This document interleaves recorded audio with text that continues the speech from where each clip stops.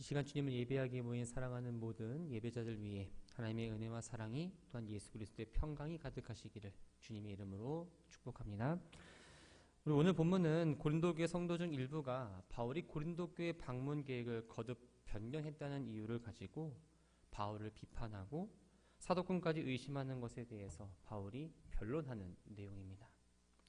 바울은 본격적으로 변론하기에 앞서 사도로서의 어떤 직분과 자신의 사역 자세에 대한 그 정당성을 이야기하고자 자신이 진실하다는 사실을 밝히고 있습니다. 만약 그들의 비난과 의심에 대해서 그냥 넘어간다면 바울의 사도적 권위는 당연히 손당되는 건 물론이고 결국에는 복음을 전하는 데에도 상당한 지장을 받을 수밖에 없었습니다. 먼저 12절 말씀을 보면 우리가 세상에서 특별히 너희에 대하여 하나님의 거룩함과 진실함으로 행하되 육체의 지혜로 하지 아니하고 하나님의 은혜로 행했다라고 말합니다. 본문에 나오는 이 거룩함이란 바로 바울이 고린도 교회 성도들에게 복음을 전할 때 또한 사람을 대할 때 솔직하고 정직하게 했다라는 걸 의미합니다. 그리고 이 진실함은 바로 순수한 마음을 말하고 있습니다. 어떠한 고난과 또한 역경, 오해가 있더라도 자신은 사도로서 순수한 마음을 가지고 성도들을 대하고 성실하게 복음을 전했다라고 지금 이야기하고 있죠. 그런데 고린도교 성도들은 바울이 자신을 대하는 것과는 다르게 바울의 사도권을 의심했고 대적했고 그 은혜를 원수로 갚는 모습을 보였습니다. 심지어 이 복음의 진실성마저도 의심하기에 이르렀죠. 이러한 상황을 놓고 보면 고린도교 성도들을 대하는 이 바울의 모습이 조금 어리석어 보입니다. 대부분의 사람이라면 어떨까요? 아마도 육체의 지혜, 즉 자신의 입장에서 생각하며 사람들을 대하고 나에게 맡겨진 일을 대했을 텐데 바울은 결코 계산적으로 성도들을 대하지 않았습니다. 끝까지 복음 전도자로서 정직함과 성실한 태도를 가지고 누가 뭐라 하든 고린도교회 성도들을 변함없이 대했다는 거죠. 여러분들은 어떨 것 같습니까? 다른 사람으로부터 내가 오해를 받거나 혹은 비난을 받으면 상처를 입습니다. 상처를 입다 보니까 하던 일마저 뭔가 손에 제대로 잡히지 않고 포기하고 싶은 마음이 절로 들죠. 이 일로 힘든 시간을 때론 보내기도 합니다. 정직하고 순수하게 살아가는 게 뭔가 바보처럼 느껴지고 손해보는 것 같고 또한 뭔가 내가 나름 성실하게 사는 이것이 미련하다는 생각까지 들게 만듭니다. 그러나 하나님을 믿고 하나님을 닮아 살아가려는 성도는 이러한 세상의 흐름을 따라 사는 것이 아니라 바로 세상의 흐름을 거스르는 삶을 살아야 합니다. 일을 하든지 사람과의 관계를 맺든지 거룩함과 진실함을 버리고 무엇이 나에게 이득인지를 먼저 머릿속에서 계산기를 두들기는 그런 모습이 아니라 한치의 양보도 하지 않으려고 안간힘을 쓰는 모습이 아니라 또 약삭빠르게 행동하는 것이 내가 지혜롭다고 생각하는 모습으로 살아서는 안 된다는 거예요. 성경은 하나님의 성품을 따라 정직하고 순수한 태도로 살아가는 사람들에게 주시는 선물이 무엇인지에 대해서 이렇게 이야기합니다. 시편 15편 5절을 보면 이자를 받으려고 돈을 구워주지 아니하며 뇌물을 받고 무지한 자를 해하지 아니하는 이런 일을 행하는 자는 영원히 흔들리지 아니하리라 라고 말합니다. 주님을 경외하고 순수함을 지키는 사람에게는 그 삶의 요동함이 없다라는 거예요. 또 신명기 16장 20절을 보면 너는 마땅히 공의만 쫓으라 그리하면 내가 살겠고 내 하나님 여호와께서 내게 주신 땅을 얻으리라 라고 말합니다. 그냥 삶을 허락하신 것뿐만 아니라 하나님께서 친히 허락하시는 그 복을 누리며 살아간다는 겁니다. 세상의 가치로 보면 어리석어 보이고 손해를 보는 것 같고 억울할 때가 분명 있습니다. 하지만 이것은 모두 잠깐입니다. 주님은 거룩함과 진실함을 행하는 사람을 반드시 기억하시고 그에 합당한 복을 내려주십니다. 사람과의 관계 가운데에서 어떠한 일을 할 때 또 주님의 일을 감당할 때 먼저 머릿속으로 계산기를 두드리는 이기적인 모습을 보이지 마시기 바랍니다. 거룩함과 진실한 마음으로 나에게 주어진 일들을 감당하고 사람들을 대하는 우리들의 모습이 되어야 합니다. 이제 바울은 자신의 고린도 방문 계획의 변경에 대해서 해명을 합니다. 15절과 16절 말씀을 보면 바울은 예루살렘에 있는 가난한 성도들을 위한 구제 헌금을 모금하기 위해서 마게도냐로 가려고 하는데 그 길 가운데 잠시 고린도를 방문하고 나서 마게도냐를 들리고 다시 돌아오는 길에 고린도로 들려 예루살렘에 가려는 그 계획을 세웠습니다. 바울이 계획한 대로라면 고린도를 2번 방문해서 성도들을 만나고 2번의 은혜와 기쁨을 누리게 되는 겁니다. 그런데 3차 전도행 당시 에베소에 있을 때 고린도 교회 상황이 더 나빠졌다라는 소식을 듣게 됩니다. 그래서 바울은 고린도에서 좀 더 시간을 머물면서 그 교회의 문제들을 해결하려고 부득이하게 여행 계획을 변경하게 되죠. 고린도를 2번 방문하지 않고 먼저 마게도냐를 갔다가 고린도를 방문하고 예루살렘으로 들어가겠다라는 이 변경된 계획을 고린도전서 마지막 부분에 남기고 디모데를 통해서 편지를 고린도에 보냈습니다. 편지를 보내고 고린도 교회 문제를 해결하기 위해 보낸 이 디모데로부터 고린도 교회 상황이 더 나빠졌다는 소식을 듣게 됩니다.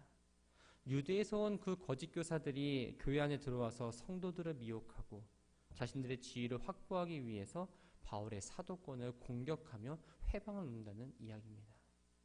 그러다 보니 바울이 음행하는 자들을 사귀지 말라고 했던 이 고린도전서 전에 보냈던 편지의 권면은 전혀 받아들이지 않은 상태였죠. 여행 계획이 변경되었다는 걸 알려주었음에도 불구하고 바울은 고린도 교회를 직접 가서 해결하기 위해 급하게 고린도를 방문하게 됩니다. 이 방문은 사실 사도행전에서는 기록되지 않은 2번째 방문인데 이 방문을 소위 근심의 방문이라고 말합니다. 바울의 마음이 좀 급해서였을까요? 바울이 생각한 것과는 다르게 충격적인 대접을 받게 됩니다. 대적자들은 바울을 향해서 예수님의 12제자가 아니니 당신은 사도가 아니다. 영적인 카리스마가 없다라면서 비판을 합니다. 바울에 대한 마음이 한번 삐뚤어지다 보니까 바울이 어떤 말이 어눌하다 또 행색이 초라하다면서 겉으로 보여지는 것에 대해서도 비방하기 시작했습니다. 바울이 여행 계획을 자주 변경한 사실을 근거로 해서 바울은 약속을 지키지 않는 사람이다라고 말했고 예루살렘 교회를 위한 그 구제 헌금을 모으는 일이 바울이 재물을 얻기 위한 목적으로 선교 활동을 했다라고 비난했습니다. 심지어 예라고 말했다가 아니오라고 하거나 반대로 아니오라 했다가 예라고 말하는 등 항상 말을 바꾸는 사람이라고 비방하기도 했죠. 이렇게 그들로부터 심한 모욕을 받은 이 사도 바울은 당연히 빨리 서둘러서 다시 에베소로 돌아올 수밖에 없었습니다. 바울이 근시의 방문 이후 고린도 재방문을 연기했을 때 고린도 교회 성도들은 바울이 경솔해서 또 신실하지 못해서 방문 계획을 변경했다며 오해하고 바울을 비판합니다. 그래서 바울은 자신이 고린도 교회 방문했을 때 매우 신중하게 생각하고 결정했다는 사실을 이야기하고자 17절에서 이렇게 이야기하고 있죠. 이렇게 계획할 때에 어찌 경솔히 하였으리요 혹 계획하기를 육체를 따라 계획하여 예예하면서 아니라 하는 일이 내게 있겠느냐. 이 본문에서 육체를 쫓아 예예하고 아니라 한다라는 이 말은 자신의 이기심을 따라서 본래 계획했던 것도 상황에 따라 경솔하게 변경하는 걸 아무렇지 않게 생각한다는 것을 의미합니다. 그러니까 바울이 처음 방문 계획을 세운 건 육체, 즉 바울의 자신의 어떤 인간적인 생각과 목적을 가지고 계획을 세우거나 혹은 나 편한 대로 이 계획을 이랬다 저랬다 바꾼 게 아니라고 지금 말하고 있는 겁니다. 자기중심적인 사람, 이기심을 따라 사는 사람이라면 충분히 본래 계획한 일이다 할지라도 자기 마음대로 판단하고 불리하다고 싶으면 바꿨을지도 모릅니다. 그러나 바울이 여행 계획을 변경한 건 자신의 이익을 위해서 바꾼 게 아니었죠. 하나님의 뜻을 따라 행했고 오로지 성도들의 유익을 먼저 생각했습니다. 자신을 신실하지 못하다 변덕스럽다라 비난하는 성도들 향해서 나는 눈앞에 있는 이익에 따라 결정된 계획을 마음대로 바꾸는 존재가 아니라는 걸 이야기하고자 자신이 자는 하나님의 그 미쁘심에 대해서 먼저 언급합니다. 이 미쁘다라는 표현은 사업상 거래나 혹은 일을 감당하는 데 있어서 신뢰와 믿음을 말합니다. 즉 하나님 미쁘시다라는 이 표현은 다른 말로 바꾸면 하나님은 신실하시다라는 의미예요. 자신이 전하는 하나님은 신실하시기 때문에 예라고 했다가 아니오라 하는 일이 없는 것처럼 그 하나님을 전하는 자신도 하나님의 종인 나 역시 예와 아니오를 함부로 그렇게 말하는 사람이 아니다라고 지금 이야기하고 있습니다. 하나님의 신실하심을 근거로 해서 자신의 신실함을 이야기한 이유는 아무리 혹독하게 지금 바울을 비판한다라고 할지라도 고린도 교회 성도들 역시 하나님이 신실하는 사실만큼은 분명하게 알고 있었기 때문입니다. 바울은 자신의 뜻과 의지로 어떤 일을 계획하거나 실행하지 않았습니다. 모든 것을 하나님께 맡겼죠. 다른 말로 표현하면 하나님께 모든 경영권을 맡겼습니다. 잠언 16장 9절은 사람이 마음으로 자기의 길을 계획할지라도 그의 걸음을 인도하신 이는 여호와이시다라고 말합니다. 우리가 아무리 좋은 계획을 세웠다라고 이야기해도 삶을 주관하시고 인도하시는 분은 바로 하나님이라는 사실입니다. 또 시편 기자는 시편 127편 1절에서 이렇게 말하고 있습니다. 여호와께서 집을 세우지 아니하시면 세우는 자의 수고가 헛되며 여호와께서 성을 지키지 아니하시면 파수꾼의 경성함이 허사로다. 인간의 능력과 노력을 가지고 어떠한 일을 충분히 감당할 수 있을 거라 생각은 하지만 하나님이 함께 하시지 않는다면 아무것도 이룰 수 없다라는 거예요. 그 일은 허사가 될 뿐이라는 거죠. 우리가 신호등의 신호를 따라서 차량과 사람이 움직일 때 안전하게 이동하는 것처럼 성도는 주님이라는 그 신호등을 보면서 주님이 가라 하실 때 가고 멈추라 할 때 멈춰야 합니다. 목적지를 향해 갈 때 이보다 더 안전하고 확실한 방법은 없습니다. 우리가 가보지 않은 인생의 길 가운데에 길 잡으신 예수님의 말씀을 따라서 살아가야 한다는 거예요. 우리는 어떤 일을 계획할 때부터 주님을 믿고 의지하며 신뢰해야 합니다. 잠언 21장 30절은 지혜로도 못하고 명철로도 못하고 모략으로도 여호와를 당하지 못하니라 라고 말합니다. 우리가 아무리 지혜롭다 할지라도 능력이 있어서 추진력도 있다 할지라도 하나님의 능력에는 비할 수가 없습니다. 경험이 내가 아무리 많다라고 자부한다 할지라도 하나님 앞에서는 아무런 소용이 없다라는 거예요. 사실 우리는 이 진리를 너무나 잘 알고 있습니다. 늘 들어왔기 때문에 늘 경험했기 때문에 알고 있지만 실질적으로 내 삶에서 지키며 살아가는 게 너무나 어렵다는 거죠. 사람들은 내 인생이니 내 맘대로 할 거다, 내가 알아서 잘할 수 있다라고 당당하게 이야기합니다. 그러나 이것은 착각입니다. 우리는 1분 뒤에 10초 뒤에 어떤 일이 일어날지 모릅니다. 그런 모르는 존재가 어떻게 내 삶을 운영하고 계획하고 살아갈 수 있을까요? 성도의 인생은 내 것이 아니라 바로 하나님의 것입니다. 나를 향한 분명한 계획 가운데에 그 길을 인도하시는, 계획하시는 주님께 온전히 맡길 수 있어야 합니다. 내 삶의 주인이라고 여러분들 고백했습니다. 그러면 주인의 말을 들어야죠. 오늘 하루만 주님께 맡깁니다. 주님, 이번 일주일만 주님께 맡깁니다. 올 한 달 맡깁니다가 아니라 우리가 주님 앞에 나아가는 그 시간까지 온전히 주님께 삶의 모든 경영권을 내어드려야 합니다. 그럴 때 우리가 올바르게, 성도로서도 올바르게, 세상의 시간 가운데서도 올바르고 담대하게 나아갈 수 있습니다. 바울은 자신이 결코 한 입으로 두말하는 변덕스러운 사람이 아니라는 걸 또 자신뿐만 아니라 2차 전도여행 때 함께 했던 실라와 디모데가 전한 예수 그리스도를 지금 언급합니다. 예수 그리스도는 예하고 아니라 함이 되지 아니하셨으니 그에게는 예만 되었느니라. 이 말씀을 좀 다른 성경 버전으로 말씀드리면 공동 번역 성경은 이렇게 표현하고 있습니다. 하나님의 아들 예수 그리스도는 이랬다 저랬다 하시는 분이 아닙니다. 그리스도에게는 언제나 진실이 있을 따름입니다. 우리가 복음서를 읽어보면 예수님께서 이 땅에서 얼만큼 진실하게 삶을 사셨는지 잘 압니다. 그렇다면 여기서 말하는 이 진실함은 과연 무엇일까요? 우리가 진실되다, 진실하다는 말을 딱 들으면 일반적으로 도덕적으로 흠이 없고 깨끗한 것을 먼저 생각합니다. 그런데 이 신앙의 눈으로 좀 보면 이 진실함은 일반적인 의미를 더해서 더 큰 의미가 있습니다. 바로 하나님께 대한 순종을 말합니다. 순종이란 말은 어떻게 보면 간섭을 받고 싶어 하지 않는 우리에게 굴레처럼 느껴집니다. 그러다 보니 강단에서 순종하십시오 혹은 누군가 순종해라는 말을 들으면 머리로는 어떻게 하는지 알기 때문에 예 순종하겠습니다 뭐 아멘이라고 대답은 하지만 사실 몸과 마음은 그 말처럼 고백처럼 반응하지 않습니다. 사무엘상 15장 22절은 순종이 제사보다 낫다라고 이야기합니다. 하나님을 섬기는 데 있어서 하나님이 가장 기뻐하시는 모습은 바로 순종입니다. 신앙의 가장 완벽한 모범 되신 예수님은 순종이 무엇인지 우리에게 직접 보여주셨습니다. 빌립보서 2장 5절부터 8절까지의 말씀을 보면 순종한 예수님의 모습을 볼 수 있죠. 예수님과 하나님은 동등한 본체시나 사람이 되셨습니다.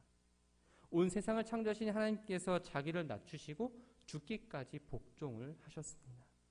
죄가 없음에도 불구하고 아버지의 뜻을 따라 십자가에서 수치스럽게 죽어야 하는 것을 선택했습니다. 이 죽음은 예수님에게도 결코 쉬운 일이 아니었죠. 잡히기 전 겟세마네 동산에서 예수님은 간절하게 기도했습니다. 내 아버지여 만일 할만하시거든 이 잔을 내게서 지나가게 하옵소서. 아버지의 뜻에 잠시라도 하나님과의 단절을 경험하는 건 결코 쉬운 일이 아니었던 겁니다. 할 수만 있다면 피할 수만 있다면 피하고 싶었습니다. 그런데 예수님은 어떻게 하셨죠? 우리가 너무나 잘 알고 있는 말씀입니다. 그러나 나의 원대로 마옵시고 아버지의 원대로 하옵소서. 놀라운 순종의 모습을 보이고 있습니다. 비록 다가올 고통이 나에게 있을지라도 내 뜻이 아니라 바로 아버지의 뜻대로 따르겠다라는 고백입니다. 그 고백을 하고 나서 예수님은 기꺼이 아버지의 뜻을 따랐습니다. 예수님의 삶을 보면 바로 순종의 인생이라 말할 정도로 그것이 과언이 아닐 정도였죠. 예수님의 말과 행동 그 어떤 것에 있어서도 하나님의 뜻을 따라 행하고 순종했습니다. 그렇기 때문에 예수님의 모든 것들은 바로 진실했던 거죠. 이러한 모습으로 이 땅에서 30년 이상을 사셨습니다. 예수를 따르는 우리의 삶의 모습도 이래야 합니다. 앤드류 머레이 목사님은 우리는 주를 믿음과 동시에 모두 순종의 학교에 입학한다라는 말을 했습니다. 주님을 따라 순종의 삶을 살아감으로 하나님께 진실한 삶을 살아가는 우리 모두가 되기를 주의 이름으로 축원합니다. 바울은 20절에서 하나님께 대한 예수 그리스도의 신실한 성품과 또 완전한 순종으로 예수 그리스도께서 예만 되셨다는 걸 바탕으로 하나님의 약속은 얼마든지 그리스도 안에서 예가 된다라고 말합니다. 하나님의 약속은 바로 선지자나 구약의 인물들을 통해서 말했던 메시아를 통한 인류 구원의 약속입니다. 이 약속은 바로 예수 그리스도를 통해서 이루어졌지요. 요한계시록 3장 14절을 보면 사도 요한은 라오디게아 교회 사자에게 보낸 편지에서 예수님이 이렇게 표현합니다. 아멘이시요 충성되고 참된 증인이시요 하나님의 창조의 근본이신 이라고. 하나님의 명령을 어기고 내 뜻을 앞세운 첫 번째 아담의 길이 아니라 두 번째 아담이신 예수님은 하나님의 뜻을 이루기 위해서 내 뜻을 버린 길을 택하셨습니다. 이것의 본문에서는 얼마든지 그리스도 안에서 예가 된다라고 이야기합니다. 하나님의 구원 계획에 따른 예수 그리스도의 순종은 하나님께 대한 예, 바로 아멘이었습니다. 이어서 바울은 성도는 그리스도를 통하여 하나님의 약속이 성취된 점을 바로 아멘으로 받아들임으로써 하나님께 영광을 돌리는 거라고 이야기합니다. 우리가 하나님께 아멘이라 응답하는 것이 바로 하나님께 영광을 돌리는 이 사실을 우리는 기억해야 합니다. 이 아멘이란 단어는 참으로, 진실로, 확실이라는 의미가 있습니다. 성경에서 다른 사람이 말한 것에 대해서 동의를 표할 때, 또 맹세나 저주의 결과를 기꺼이 받아들이겠다고 약속을 할 때, 기도나 찬양이 끝날 때 진실로 그렇습니다, 그렇게 되기를 바랍니다 라는 의미로 사용되었습니다. 우리는 이 교회 안에서 아멘이라는 이 소리를 너무나 자주 듣습니다. 그래서 식상하다라는 생각이 들기도 합니다. 하지만 이 아멘이라 고백하는 건 하나님에 대한 신실하심을 믿는 믿음이 없다면 나올 수 없는 고백입니다. 그래서 우리가 기도나 설교를 들을 때 아멘, 아멘으로 화답하는 건 매우 중요한 일입니다. 내 마음에서 나오는 하나님에 향한 응답이며 하나님께 대한 강한 신뢰를 나타내는 말이기 때문입니다. 사랑하는 성도 여러분, 우리가 말씀을 들을 때 아멘이라고 화답은 하지만 여전히 하나님을 신뢰하지 못하고 나아가지는 않으십니까? 내가 원하는 것과 하나님의 계획이 충돌될 때 분명 내 뜻을 내려놓는 게 맞다는 걸 알면서도 여전히 내 뜻을 내려놓지 못하고 내가 맞다라고 고집부리며 하나님께 떼쓰며 기도하고 있지는 않으십니까?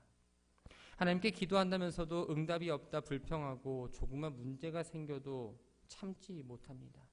내가 하나님을 수십 년 믿었는데 이 지경까지 왜 됐냐? 하나님이 어떻게 나에게 그러실 수 있냐라면서 하나님을 향해서 원망하고 불평하기도 합니다. 하나님을 향한 감사와 하나님 주시는 그 평안을 누리지 못하고 있는 거죠. 우리가 낙심하고 불안해하고 불평하는 건 하나님을 향한 경영에 대해서 예라고 답하지 못하기 때문입니다. 예수님처럼 또 바울처럼 하나님의 계획과 뜻에 예라고 고백하는 믿음으로 살아갈 때 우리가 때때로 마주하는 어떠한 굴곡과 어려움에도 낙심하거나 불안해하지 않고 불평하지 않을 수 있습니다. 사도 바울은 복음을 위해서 죽을 고생을 마다하지 않았습니다. 수많은 고생과 죽음의 위기 가운데서도 하나님의 복음은 사라지지 않았죠. 더욱더 굳세게 굳건히 세워지는 걸 보았습니다. 바울은 고생을 겪으면서 자기의 인생은 하나님에 의해서 경영되고 있다는 사실을 몸소 깨닫게 됩니다. 그래서 하나님의 경영에 대해서는 오직 예라고 말할 수밖에 없었던 거죠. 그러니 고린도교회 성도들의 비난에 대해서도 나는 내 계획에 따라 움직인 것이 아니라 하나님의 계획하심과 경영하심에 순종할 수밖에 없다라고 당당히 말할 수 있었습니다. 말씀을 정리합니다. 하나님은 우리의 생사화복을 주관하시는 분이십니다. 우리 인생 전체는 하나님의 경영에 의해서 지금 움직여지고 있습니다. 그렇다면 성도인 우리가 할 일은 무엇일까요? 하나님이 경영하신 일에 대해서 의심을 품지 말고 순종하며 나아가야 합니다. 지금까지 인생을 살아오시면서 내 계획대로 내 생각대로 이루어지지 않았다라는 걸 우리는 말하지 않아도 알고 있습니다. 그것은 하나님께서 우리를 인도하시고자 하는 방향과 우리의 생각이 전혀 다르기 때문이죠. 세상에서의 경영은 발전과 성장을 목표로 두고 실행합니다. 그러나 하나님의 경영은 성장과 발전이 목표가 아니라 하나님이 기뻐하시는 사람을 만들어가는 데 있습니다. 하나님이 기뻐하실 인간을 만들기 위해서 우리가 계획하는 것, 우리가 경영하는 것들을 무너뜨리시는 분, 그러면서 하나님을 바라보게 하시는 분은 오로지 하나님 한 분이십니다. 나의 계획이 아니라 하나님의 계획에 예 혹은 아멘으로 순종할 수 있는 우리는 지혜를 배워야 합니다. 온 우주를 운영하시는 뿐 아니라 그 속에 작은 존재인 나의 인생을 손에 쥐고 움직이고 계획하시는 하나님께 온전히 맡겨야 합니다. 내가 보기에는 하나님이 아닌 것 같지만 하나님 편에서 볼 때는 예라고 순종할 수 있는 그 믿음을 가지시기 바랍니다. 그 믿음이 있다면 내가 어떤 일을 만나더라도 낙심하지 않고 문제가 아닌 그 뒤에 계시는 하나님을 변함없이 바라볼 수 있습니다. 하나님은 우리가 예하는 모습으로 십자가 앞에 나오기를 원하십니다. 내 인생을 어디로 끌고 가셔도 오직 예라고 할 수 있는 사람을 기다리고 계신다는 거죠. 나에게 주어진 모든 것은 본래부터 내 것이 아니라 하나님 것이기에 하나님이 다시 가져간다 하신다 할지라도 아니오라고 할 수 없을 만큼 그 믿음의 사람을 기다리고 계십니다. 그 믿음의 사람이 저와 여러분이 되기를 주의 이름으로 축원합니다. 예수를 믿는다 또한 주라고 고백하는 우리는 첫 번째 아담의 길이 아니라 바로 두 번째 아담의 길을 걸어가야 합니다. 하나님의 계획과 운영에 신뢰함으로 아멘으로 화답하시고 나에게 주어진 어떠한 지금 상황 가운데 어려움이 있다면 뜻하지 않은 상황 가운데 처해 있다면 나를 시험하고자 하는 것이 아니라 하나님 나를 어떻게 이끌어 가실까라는 그 믿음을 가지고 하나님만을 붙잡고 나아가는 모든 성도들 되기를 바랍니다. 그래서 우리가 어떤 문제 가운데 넘어지지 마시고 마음 잃지 마시고 담대한 마음을 주님께 달라고 기도하며 맡겨진 모든 일들을 감당함으로 담대히 믿음의 길을 걸어가는 우리 모두가 되기를 주님의 이름으로 축원합니다.